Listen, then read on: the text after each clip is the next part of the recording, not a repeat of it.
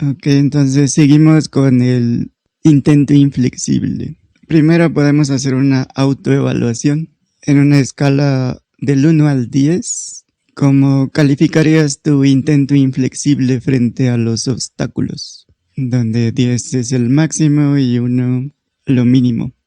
¿Y cómo calificas tu intento inflexible en los negocios? Tu intento inflexible en el aspecto mental. Y el intento inflexible no mental o directo. Ya que tienes tu autoevaluación, la siguiente pregunta sería, si pudieras alcanzar el intento inflexible en algún aspecto de tu vida o tu negocio, ¿en cuál sería? Ya saben que el intento inflexible no se trata de ganar, ni de motivación, ni de disciplina. Es más parecido a un impulso inevitable. No negocia, no pide permiso, simplemente sucede. Y todo se reorganiza alrededor de esa intencionalidad pura. Entonces, si lo aterrizamos, podemos usar 3 dominios clave en la vida de las personas. En negocios, dinero, por ejemplo, podría ser en generar prospectos diarios sin excepción. O publicar contenido de valor, aunque no haya motivación. O hacer seguimiento sistemático a clientes calificados, ideales, a los clientes correctos. Por ejemplo, una respuesta podría ser, aplicaría intento inflexible en generar 5 conversaciones de ventas diarias sin importar mi estado emocional o lo que suceda. Si lo enfocamos a el cuerpo, el nivel de energía, por ejemplo, entrenar 4 veces por semana, pase lo que pase, o dormir con horarios definidos, las horas necesarias, o eliminar los hábitos que drenan la energía. Y una respuesta concreta podría ser, aplicaría intento inflexible en entrenar 45 minutos diarios y dormir antes de las 11 p.m. En el aspecto de la mente, del enfoque, que es casi donde nadie lo aplica y por eso muchas cosas fallan. Por ejemplo, observar pensamientos sin apego, sin identificarme con lo que estoy pensando o sintiendo o con el personaje. Cortar el diálogo interno inútil, estar presente en cada momento, en lo que sea que esté haciendo en ese instante. Y una respuesta concreta podría ser, aplicaría intento inflexible en detenerme 3 veces al día al menos para observar mi mente, pensamientos, emociones, sensaciones, percepciones, sin identificarme con lo que percibo, con lo que siento, con lo que pienso. Porque si hay muchas dudas, ahí podría ser donde hace falta intento inflexible. Y si hay un verdadero compromiso para aplicar este proceso, si te comprometes de verdad con el proceso, el nivel de intencionalidad requerido es claramente posible. Así que, ¿qué harías concretamente una vez que logres utilizar el intento inflexible en todos estos aspectos o cuando menos en alguno? Porque muchas personas quieren, por decir algo, ser disciplinadas, pero no tienen claro para qué. Y el intento inflexible sin una dirección clara es como prender los motores y dejar que la maquinaria, las herramientas se muevan en cualquier dirección. De nada sirve tener un exceso de energía o más energía si no está dirigida específicamente a un objetivo claro. Entonces, convertido en acciones específicas, en el caso del negocio, por ejemplo, si ya eres constante generando prospectos diarios, haciendo ventas o cumpliendo con los objetivos, ahora ¿qué haces? ¿Qué sigue? Porque muchos pueden decir, pues eso es todo, pero sería estancamiento. Así que se podría diseñar otra estrategia de marketing, hacer otro embudo con un mensaje específico que genere una conversación para atender a más clientes. Luego se miden las conversiones y se va escalando lo que sí funciona. Y en lo que sí funciona se aplica más contenido, más tráfico, más alcance. Porque si no, no hay expansión. Entonces la traducción a nivel práctico sería en este sentido, una vez que ya tenga consistencia, un impulso, inercia, voy a optimizar mi proceso de marketing y ventas y voy a automatizarlo. Y así puedo automatizar muchos procesos. En el caso del cuerpo, si ya entrenas sin fallar, ¿y ahora qué sigue? Podrías aumentar la intensidad, ajustar tu alimentación para tener un mejor rendimiento. Y así usas esa energía como una ventaja competitiva en tus proyectos. La traducción sería: usaré mi energía física como base para trabajar más enfocado, tomar mejores decisiones, incrementar el alcance. En el caso de la mente, de la mentalidad, a nivel pensamientos, emociones, si ya no reaccionas de manera automática a pensamientos o emociones, sentimientos, ¿ahora qué haces? ¿Qué sigue? Pues tomar decisiones desde la claridad en lugar de en base al miedo, las expectativas. Reduces las distracciones al máximo y diriges tu atención en un solo punto. La traducción sería: voy a usar esta claridad mental para ejecutar sin procrastinar, sin dudas. Entonces se puede aplicar como grupo o a nivel individual. Se define una sola acción diaria que sea medible, específica, incómoda obviamente porque se trata de expansión, pero muy posible o no tan complicada. Por ejemplo, hablar con 3 prospectos calificados cada día. Se puede eliminar la opción mental de fallar. No es, pues voy a tratar de hacerlo, o si tengo la motivación. Más bien es, esto va a suceder sin importar lo que pase. Y puedes observar la resistencia. Cada vez que luches o que no quieras hacerlo, simplemente observas qué historia aparece, qué excusas se activa en automático, qué emociones emergen. Y esto convierte el intento en práctica de presencia, conciencia, y de todos modos se ejecuta. El intento inflexible no es para volverse rígidos, sino para alinear. Dejas de discutir contigo, de negociar, y en el silencio la acción emerge de manera natural, y lo que emerge de manera natural se vuelve inevitable. Entonces, con eso deberíamos intentar alinearnos, no solo pensamiento, acción, comportamiento. Como saben, el talón de Aquiles se refiere a un punto de debilidad o vulnerabilidad. Y un error muy común es responder con pensamientos automáticos, como soy perfeccionista o trabajo demasiado. Pero eso no transforma nada, no fomenta el cambio, más bien reafirma la postura actual. Y aquí se trata de encontrar debilidades operativas, puntos donde tu comportamiento puede sabotear tus resultados. Por ejemplo, en el tema de negocios, se evitan conversaciones de venta incómodas, se empiezan proyectos y no se terminan, se sobrepiensa antes de ejecutar. En temas de dinero, se gasta compulsivamente. Cuando hay estrés, no se revisan los números, se depende de picos de motivación. En la parte mental emocional, se reacciona en automático ante cualquier comentario que se sienta como una crítica. Se procrastina, se posponen las cosas cuando se minimiza un asunto o se busca validación externa antes de probar cualquier cosa o de actuar. Así que en base a eso, ¿cuáles consideras que son tus principales debilidades operativas?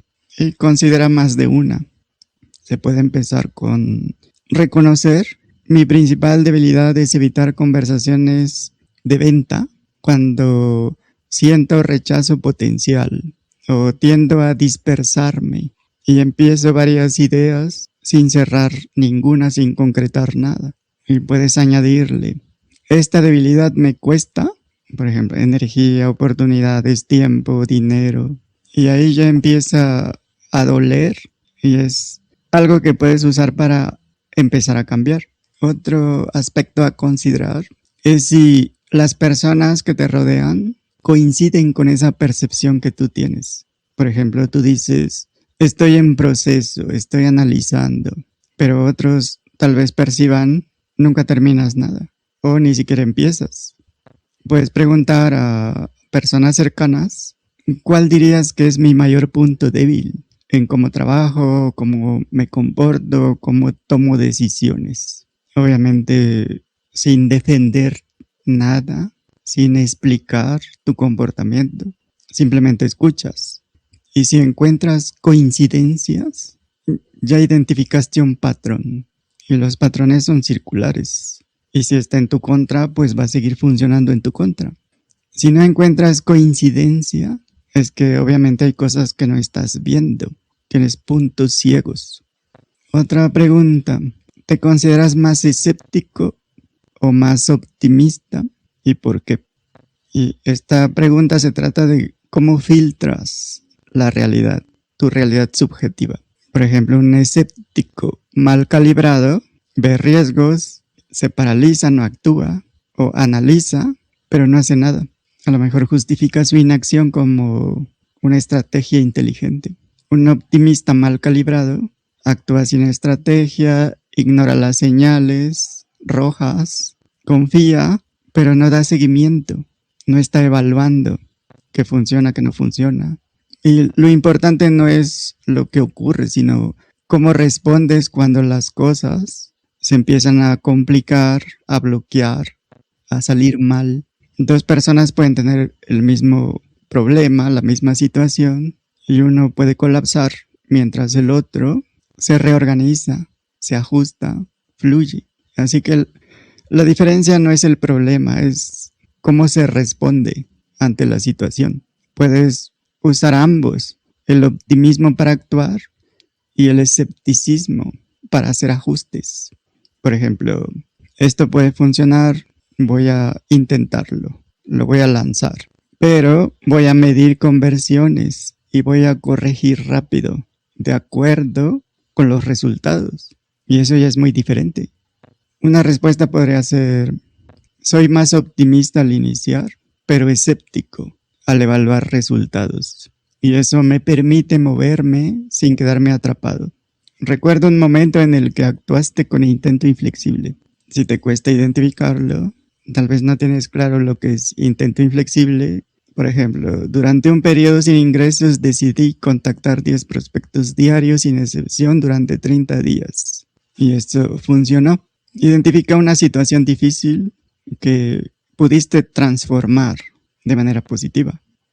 O puedes observar, ¿qué hice cuando no tenía ganas, estaba deprimido, no tenía ninguna motivación, no quería hacer nada o me resistía? ¿Qué narrativa interna apareció? ¿Y cómo actuaste a pesar de todo eso? Porque si actuaste, obtuviste un resultado, aplicaste intento inflexible. O una situación difícil que pudiste transformar a tu favor. Porque buscamos evidencia de tu capacidad real para usar el intento inflexible. Por ejemplo, en una situación había pocas ventas, había duda, frustración, inseguridad.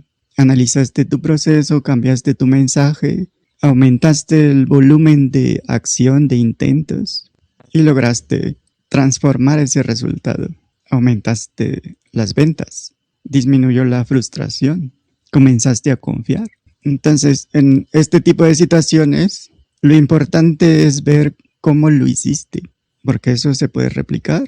Si identificas alguna vez que utilizaste de manera efectiva el intento inflexible, lo puedes replicar, lo puedes aplicar a otras cosas. Tal vez cortaste tu historia emocional o tu diálogo interno negativo o tu diálogo interno en general. O incrementaste tu nivel de actividad, más intentos, más datos, más análisis, más ajustes. Cambiaste lo que no funcionaba. Sostuviste el proceso, independientemente de los estados emocionales o las situaciones. Por ejemplo, dejé de enfocarme en cómo me sentía y me enfoqué en acciones concretas, medibles. Aumenté la cantidad de intentos. Ajusté el mensaje según las respuestas, los datos y mantuve la consistencia hasta ver resultados positivos. Así que tu talón de Aquiles no es un defecto, es más bien una puerta. Y ahí donde pierdes consistencia o alineación, donde fallas en algo, puedes abrir esa puerta a tu siguiente nivel, en esa espiral ascendente. La mayoría lo evita, pero tú ya puedes usarlo como una palanca. ¿Dudas hasta acá? No, es claro. ¿Ya viste dónde aplicas tu intento inflexible? Sí, más o menos lo tengo ubicado. Y también ya comienzo a ubicar, o sea, lo que no entendía era, o sea, qué era el intento inflexible y lo confundía con lo que comentaste que no era. Y ahorita que se tocan todos este perfil, todo este panorama, comienzo a ver concretamente cuál es la parte impersonal del intento inflexible y cómo a veces lo he confundido. Sí, normalmente lo aplico cuando o sale o emerge cuando la idea es clara, enfocada y es ese impulso que sale y hace todo lo demás inevitable. Y así se toma hasta una nueva decisión. Y en esa nueva decisión o nuevo panorama es cuando a veces sí me llego a perder y confundo lo que es el intento con el propósito, en fin. Comienza un mar de dudas por ahí, pero lo que no ubicaba es cómo se maneja todo ese torrente que se vuelve un estorbo. Y ya es donde más o menos me siento como a veces atorado. Pero sí, más o menos identifico dónde ha surgido y la otra parte que comentas, cómo me atoro. Muy bien, gracias. Y como saben, como ya vimos, la vida también es un juego de habilidad, de ingenio, de creatividad. Así que la pregunta sería, ¿de qué habilidad te sientes más orgulloso? Puedes pensar en 3 tipos: las que generan dinero, por ejemplo, persuasión, ventas, redacción publicitaria, negociación, creación de contenido, de valor. Algo concreto podría ser: soy bueno detectando el dolor real del cliente y lo puedo traducir en mensajes que conectan para tener más ventas. O habilidades que sostienen el juego, como disciplina operativa, enfoque, gestión emocional, manejo de conflictos.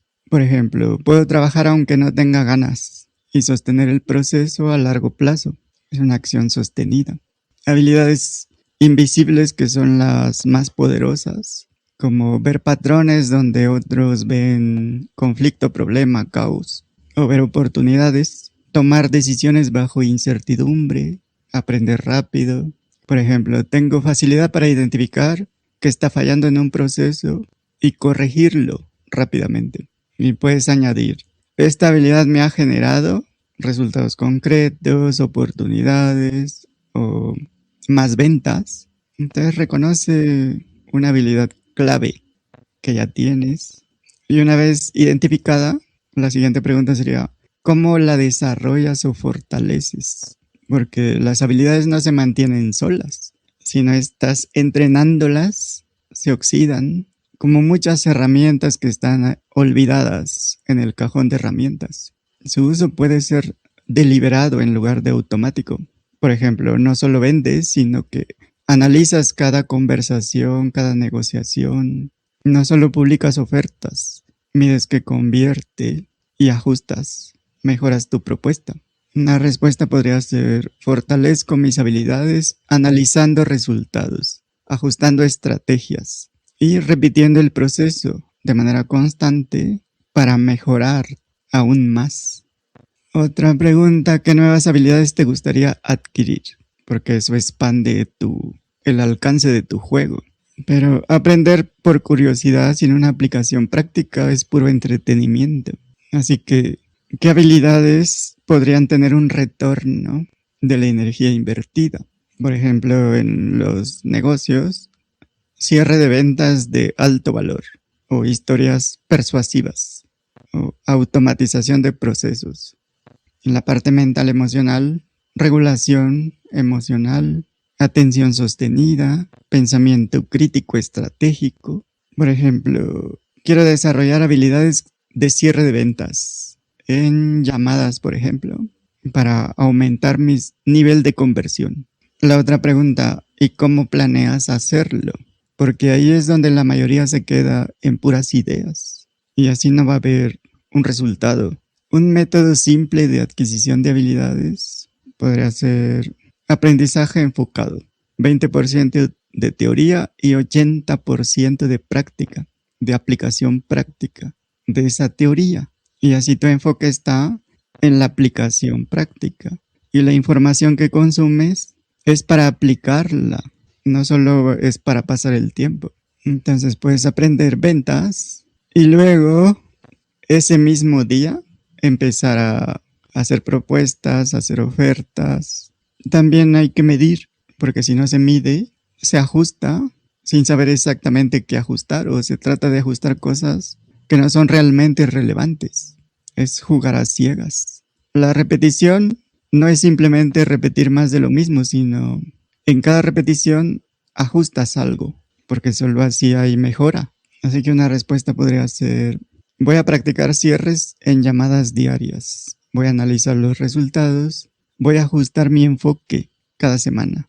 Otra pregunta: ¿de qué manera has aplicado el ingenio en tu vida, en tu trabajo, en tu negocio?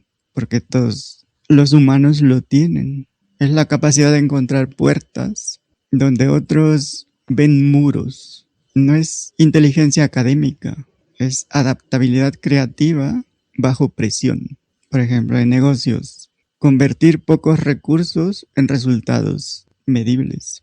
Encontrar ángulos de marketing distintos. Resolver objeciones inesperadas. Por ejemplo, cuando no tenía presupuesto para publicidad, utilicé contenido orgánico con mensajes directos para generar prospectos y ventas.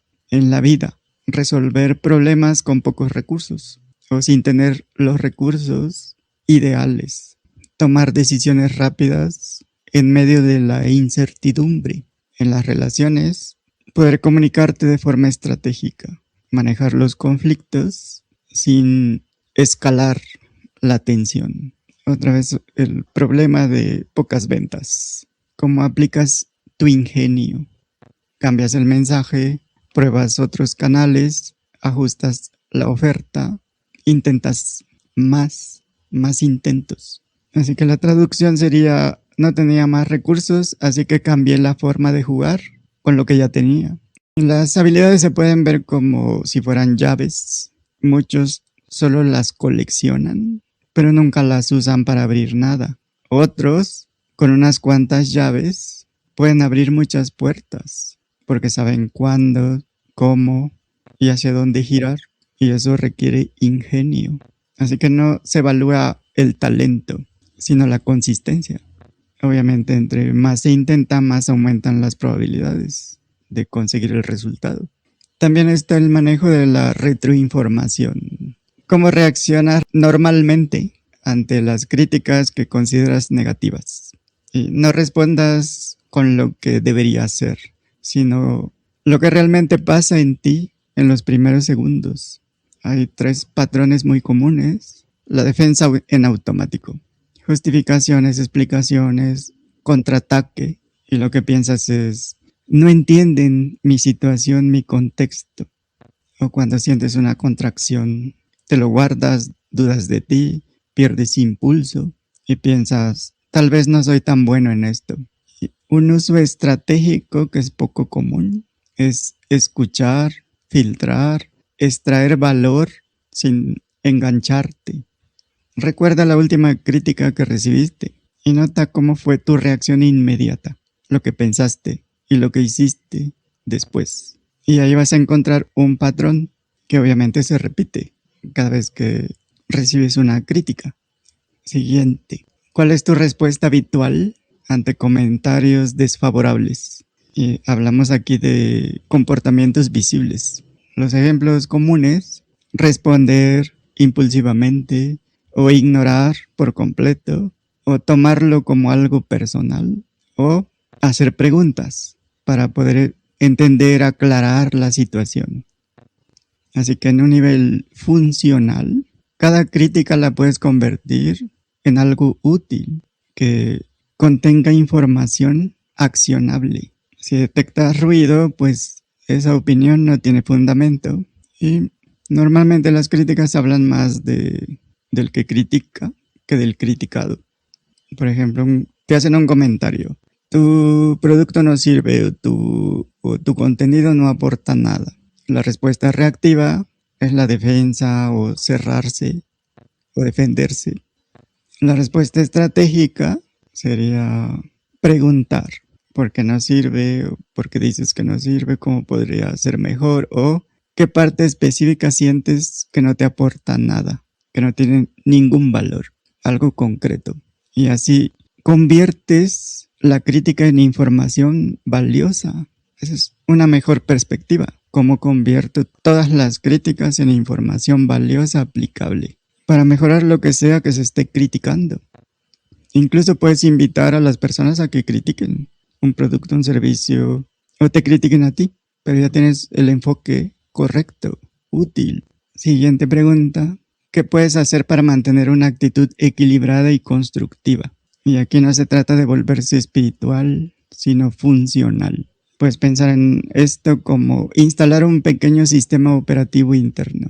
Por ejemplo, pausas, no respondes desde la primera emoción. Separa el contenido del tono, porque a veces la forma puede ser mala, pero el fondo tiene información valiosa. Extraes lo útil, puedes preguntar, ¿qué hay aquí que pueda mejorar mi resultado? Que pueda acercarme a mi objetivo, porque es donde estás enfocando, es lo importante. Y decides de manera totalmente consciente, desapegada, impersonal, ajustar, ignorar o profundizar. Por ejemplo, en los negocios. La crítica es, la oferta es muy confusa, no se entiende nada. En vez de defenderte, revisas tu mensaje, detectas dónde está la confusión o el conflicto, la fricción, simplificas, ajustas y como resultado tu propuesta, tu oferta es más clara, por lo tanto convierte más. Durante unos 7 días, cada crítica que recibas la puedes pasar por el filtro. ¿Es específica o vaga? ¿Viene de alguien que tiene una visión objetiva o no? ¿Qué puedo usar de todo esto? Y escribes crítica recibida, qué fue lo que aprendí, qué es valioso, qué puedo usar para mejorar. Y luego, ¿qué acción voy a tomar? Y obviamente una vez que la tomas, mides si mejoró el resultado. Y así conviertes la crítica en energía enfocada. Les puedes pedir a amigos, familiares, sugerencias para mejorar en este aspecto. Porque eso casi nadie lo hace. Puedes preguntar a unas 3 personas cercanas. Cuando recibo críticas o presión, ¿cómo me percibes reaccionando? Y dejas que te contesten. Veo esto, veo lo otro. Y luego les preguntas, ¿qué crees que debería mejorar? Y ya te van a dar sugerencias. Las tomas en cuenta. O tal vez eso ya lo haces como un hábito. Pero recuerda, la regla es no defenderse, no justificarse, no explicar. Solo escuchas con verdadera atención. Y entonces empiezas a ver patrones. Empiezas a ver cómo te pones a la defensiva. En automático te cierras, levantas tus defensas. O a lo mejor minimizas información valiosa con la que podrías mejorar mucho en muchos aspectos. Entonces, la idea es convertir cualquier crítica en una ventaja competitiva. La mayoría evita las críticas. Algunos las toleran, pero tú puedes ser de los que las usan para afinar su intención, su intento inflexible. Por ejemplo, 2 personas pueden recibir el mismo comentario. Tu mensaje no conecta. Una se frustra o lo ignora, se enoja. La otra se pregunta, reflexiona, analiza, hace ajustes y como resultado mejora su comunicación, se acerca a su meta. Y en unas semanas ya viven en mundos diferentes. No se requiere de mucho si lo aplicas de manera inmediata.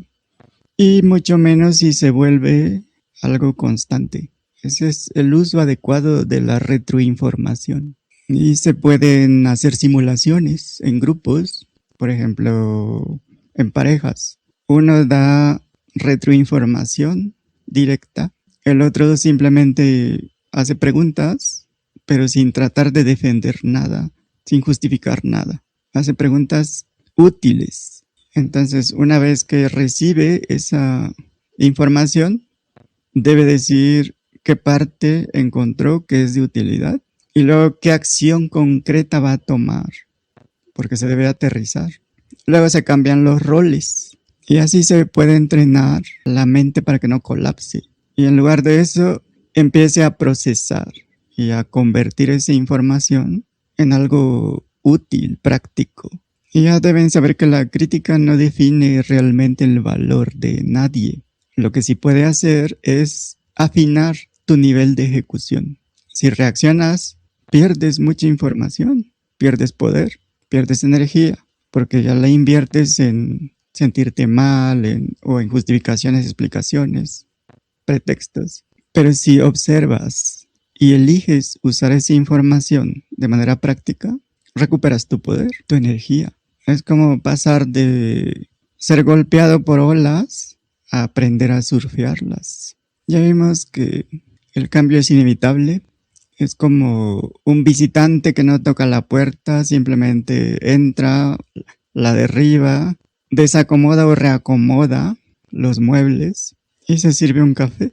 Te puedes pelear con él o puedes aprender a usarlo como una guía personal, como un entrenador. ¿Cómo percibes el cambio en general? Y aquí no importa lo que pienses sobre el cambio, sino cómo lo experimentas en tu cuerpo y en la toma de decisiones. Las formas típicas de percibirlo es como una amenaza, como una sensación de pérdida de control, una necesidad de estabilidad o una resistencia. La mayoría se resiste al cambio. Por ejemplo, para cambiar un negocio de pocas ventas, que la justificación puede ser la economía está mal, esto no debería estar pasando, algo no cuadra. De eso se puede pasar a aceptar el cambio como un desafío para mejorar. Otros lo ven como una molestia necesaria. No te gusta, pero lo aceptas y terminas adaptándote. Pero después de mucho tiempo. Entonces puedes decir, no me encanta, pero voy a probar cosas diferentes. Lo ves como una oportunidad para hacer ajustes. Por ejemplo, bajan las ventas. Lo tomas como una señal para optimizar tu forma de vender. Entonces, con honestidad puedes completar. El cambio para mí suele ser, y nota que emerge espontáneamente. Y luego, lo que realmente siento cuando ocurre el cambio es. Siguiente pregunta. ¿Cómo reaccionas ante el cambio, sea positivo o negativo? Porque aquí se revelan los patrones automáticos. Ante los cambios que se ven como negativos, pues los patrones comunes son evitar acción, la parálisis, sobreanalizar, sobredimensionar. Entonces pierdes clientes, piensas mucho pero actúas poco. Y ante los cambios positivos, curiosamente, aquí también hay trampas. Los patrones son relajarse demasiado, dejar de hacer lo que funcionaba bien, no mejorar las ofertas, perder el enfoque. Simplemente se espera que todo siga bien. Vendías bien, bajas la intensidad, te confías, hasta que se cae todo. Un nivel más avanzado sería, ves algo negativo como señal de tomar una acción correctiva. Y el positivo lo ves como consolidación y estancamiento. Por lo tanto, el enfoque debe ser escalar, porque si no se va a quedar estancado. Completa con lo primero que aparezca. Cuando algo sale mal, yo. Luego, cuando algo sale bien, yo. Identifica esos patrones. Ahora califica tu reacción en una escala donde 10 eres muy resistente al cambio y 1 eres muy abierto al cambio. Y no te bases en lo que crees, básate en la evidencia. Por ejemplo, ¿cuánto tiempo tardas en adaptarte cuando las cosas cambian? ¿Cuánta energía gastas resistiendo el cambio? y qué tan rápido pasas a la acción. Por ejemplo, me doy un 7. Me cuesta aceptar cambios al inicio, pero luego me adapto y actúo. Y según el número, de 8 a 10, por ejemplo, sería alta resistencia al cambio. O sea que hay que reducir la fricción mental, trabajar en la aceptación rápida.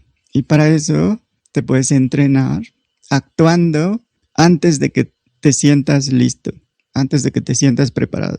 De un 4 a 7, nivel intermedio, ya te adaptas, pero pierdes tiempo.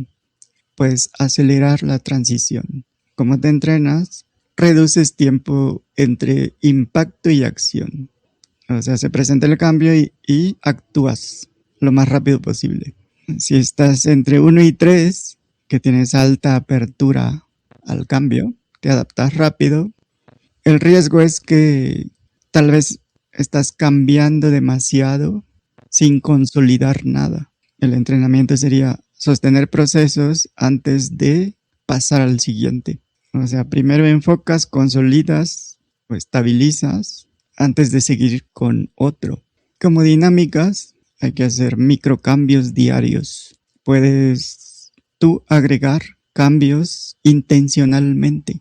Una ruta diferente, una nueva forma de trabajar, ajustes en tu rutina, pero debe ser a diario.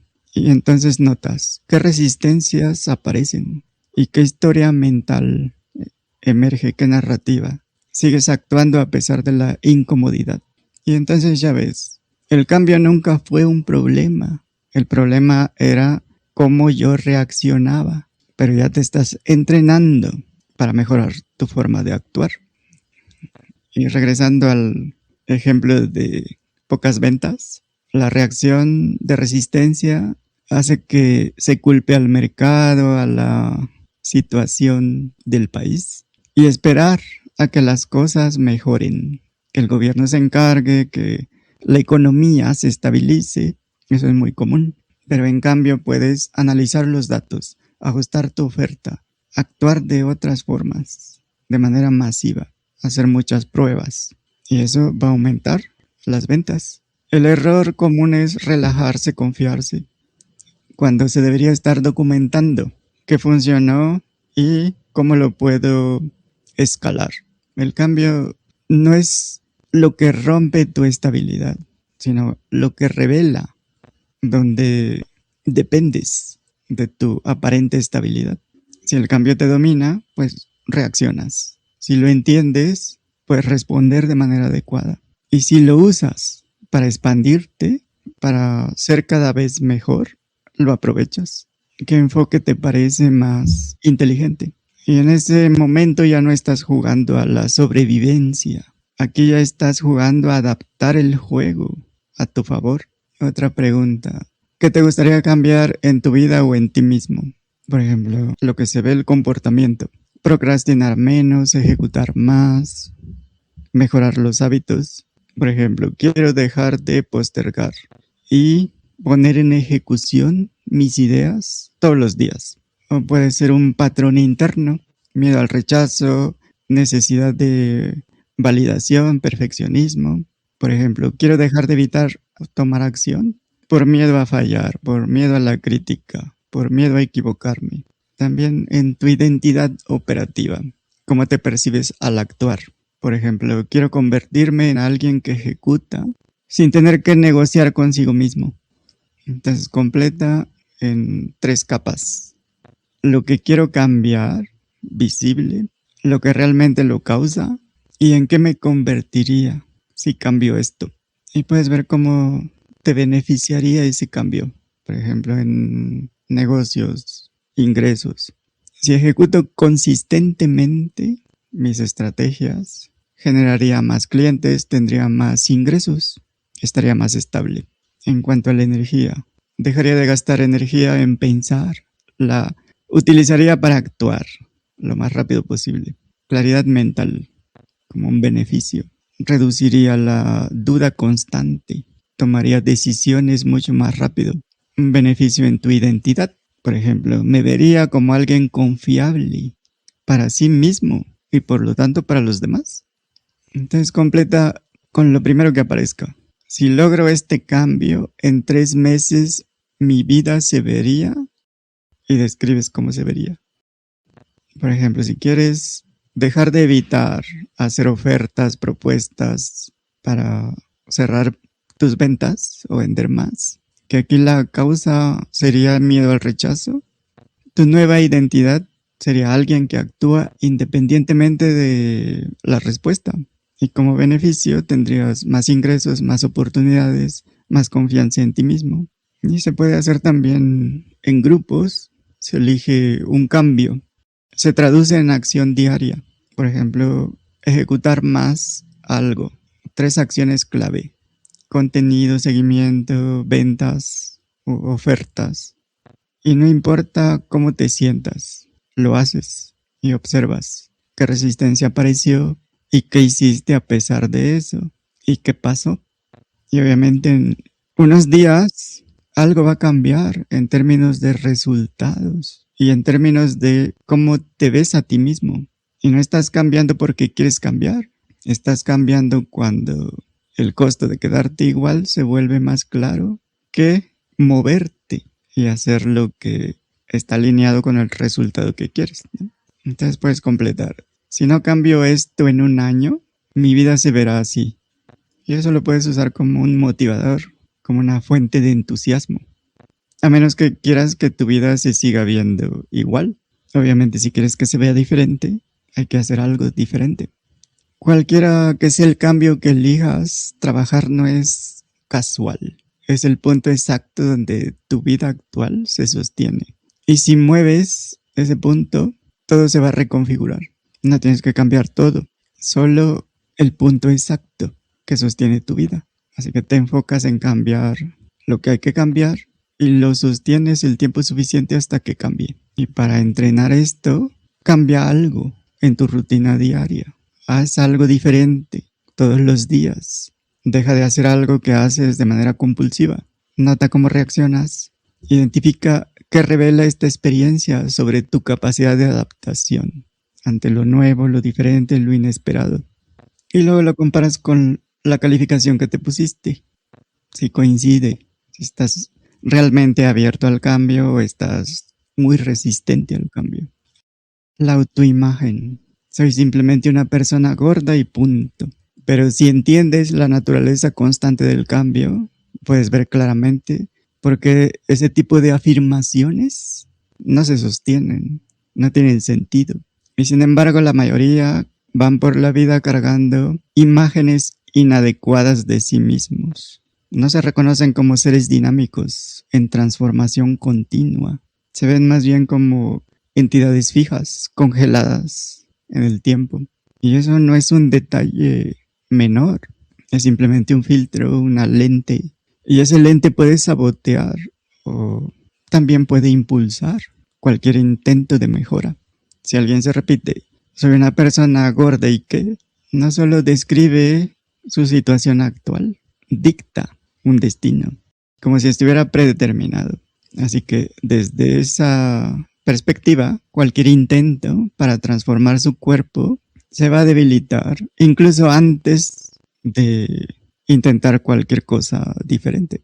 No porque el cambio sea imposible, sino porque se asume que es imposible. Y cualquier confianza en lograr un resultado se erosiona rápido cuando la identidad está en contra del objetivo. Por eso la importancia de lo impersonal. Hay muchos enfoques en desarrollo personal que trabajan directamente sobre la autoimagen para generar algún resultado. Algunos pueden ser efectivos, pero en esencia apuntan a cambiar la percepción de uno mismo. Y cuando ese cambio es solo a nivel interno, aparece un problema. La realidad externa sigue diciendo lo contrario. Y esa fricción puede romper ese intento. Y entonces esa nueva autoimagen no se sostiene. Entonces, ¿qué se puede hacer? Reconoces que no eres una entidad fija. Eso ya es un paso, el primero. Pero al dar ese paso, la autoimagen ya empieza a invitar la transformación o abrirse a la transformación. Y a partir de ahí hay unas distinciones importantes, que son importantes, simples, pero son fundamentales para poder seguir dando pasos en la dirección que quieres. Y ahí entra lo interno y lo externo. Uno de los desafíos con el tema de la autoimagen es creer que se trata de un proceso exclusivamente interior, pero obviamente no es así. Por más que lo intentes, no puedes modificar directamente lo que observas en el exterior. Podemos influir en la realidad externa, podemos enfocar en ciertos aspectos, podemos transformar cómo experimentamos esa realidad, pero cuando negamos lo que vemos afuera, pues los intentos de cambio no coinciden. Por eso el camino hacia una transformación es tanto interno como externo. Es un juego de percepción y evidencia. Y la industria del desarrollo personal o las neurociencias repiten frases como el cerebro no distingue entre una imagen real y una imaginada. Y puede sonar bien, pero eso no es cierto. Ya vimos que el cerebro no hace nada más que su función natural. Y basta con observar con honestidad. Tú sabes cuándo estás imaginando y cuándo estás percibiendo algo que no es imaginario. Y si tú lo sabes, pues también tu sistema nervioso, por decirlo así, pues. No es que el sistema nervioso entienda o razone o quiera cosas. Se puede confirmar con escáneres cerebrales cuando la persona imagina y se observan ciertas actividades en algunas áreas. Pero eso no es todo. La correlación no implica causalidad. La experiencia directa siempre va a tener más peso, más fuerza, más causalidad que las imágenes mentales o las imágenes en los escáneres del cerebro. Esto no significa que la imaginación sea algo inútil. Obviamente es una herramienta útil, pero su efecto es parcial, nunca es definitivo. Y ahí está el punto fino. Cuando no se entiende esta diferencia, se puede caer en muchos errores de juicio. Se intenta cambiar solo desde la parte mental o del sistema nervioso, ignorando la evidencia externa. Entonces se deja fuera de la alineación. Y esa falta de precisión es el motivo por el cual tantos intentos de transformación personal fracasan. Las herramientas de visualización tienen su nivel de utilidad. Los atletas usan ensayos mentales para mejorar su rendimiento. Los que trabajan en su desarrollo personal usan la imaginación para tratar de transformar su autoimagen y su conducta. Los que tienen alto desempeño en los negocios usan la visualización para mantener la mente alineada con los resultados que buscan. Son herramientas que, si se utilizan bien, pueden actuar como una especie de programación mental que sirve para orientar el comportamiento en una dirección específica. Pero usar estas herramientas internas sin tomar en cuenta lo externo va a tener resultados parciales o incluso contradictorios. Pero cuando ambas dimensiones, lo interno y lo externo, se combinan, se alinean, la cosa es muy diferente. Es como sintonizar dos engranajes. Y cuando se alinean, liberan un movimiento que es mucho más fluido, más rápido, más eficiente, más efectivo. Y esa integración es lo que permite acelerar los resultados de una manera significativa. Y esta distinción explica por qué se comienza con una base sólida en la realidad externa. El sistema nervioso responde con más intensidad, responde más intensamente a lo que se observa directamente, porque fue calibrado para eso. Es un proceso evolutivo para que el cuerpo sobreviviera el mayor tiempo posible. Y podemos ver que eso sigue funcionando, aun si estamos soñando o alucinando o en una simulación. Por eso, cuando hay evidencia concreta de resultados, cambiar la actitud se vuelve mucho más fácil, porque la experiencia respalda esa intención. Sin embargo, cuando alguien intenta algo muy desafiante y la evidencia externa refuerza constantemente la idea de fracaso, pues avanzar se vuelve muy complicado. La realidad contradice el esfuerzo interno. Y ahí es donde entra la integración. El intento inflexible a nivel subjetivo no es solo un proceso mental, ni solo un proceso práctico, es una combinación. El proceso interno ya está ocurriendo, ahora mismo, mientras escuchas esto. Se está afinando paso a paso. Las ideas que has incorporado ya han comenzado a reorganizar tu forma de percibir, de actuar, aunque aún no lo notas. Pero mientras más avanzas, más se establecen tanto los procesos internos como externos. Y eso hace que los resultados no dependan del azar y en lugar de eso se vuelvan inevitables. Pero no tiene nada que ver con la pasividad. Dinamismo implica movimiento constante. El cuerpo y la mente prosperan, se expanden, evolucionan en la acción, no en la inercia, no en la estabilidad.